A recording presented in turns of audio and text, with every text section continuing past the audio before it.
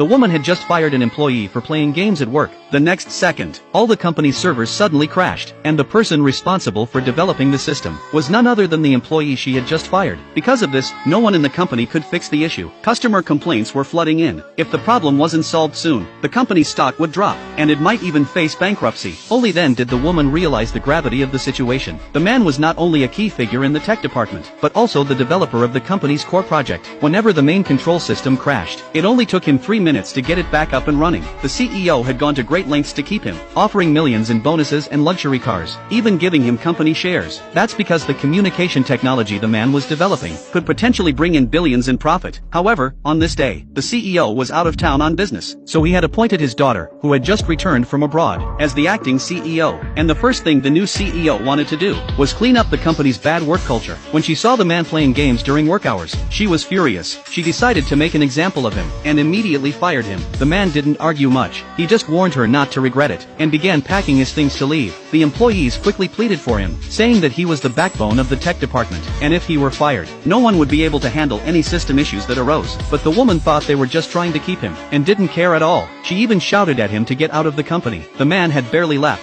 when the company's system instantly crashed. The woman believed he had done it out of revenge. Unsure of how to fix the issue, the woman remembered a tech-savvy online friend she knew, so she sent him an urgent message for help. To her surprise, the man's phone suddenly rang. It turned out he was the tech-savvy friend she had been contacting. Realizing this, the man didn't reveal the truth. Instead, he suggested meeting her in person to decide whether to help. Relieved, the woman agreed. But when she arrived at the meeting spot, she saw the employee she had just fired. Furious, she accused the man of holding a grudge and causing the company's crisis out of spite. She demanded he pay the company $1 billion, or she would call the police. The man threw the bank card given to him by the CEO on the ground, and vowed to cut all ties with them. Just as the woman thought she had everything under control, she still didn't realize that the person she had been begging for help was standing right in front of her. At that moment, the CEO learned about everything that had happened, and wanted to call the man to ask him to come back. Just as the man was about to answer the call, the woman slapped his phone out of his hand. The man had had enough. He was determined to make the woman pay for what she had done.